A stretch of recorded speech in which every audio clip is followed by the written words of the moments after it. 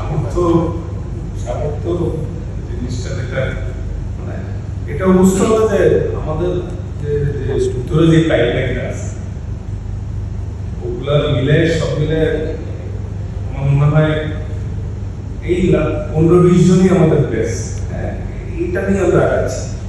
হয়তো আমাদের bowling batting সব মিলে কিছুটা গেমে ওয়ার্নেস বা মেন্টালি দিক থেকে আমরা কিছুটা পিছিয়ে বড় ক্রিকেটের অন্যান্য টিমের থেকে, স্পেশালি গুড টিমস।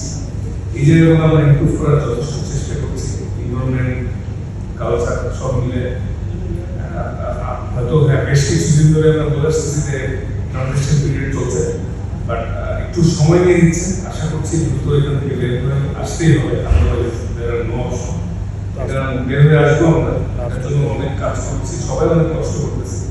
তো আশা করছি আপনারা পাশে থাকবেন, দোয়া রাখবেন, আমাদের দ্রুত এই সময়টা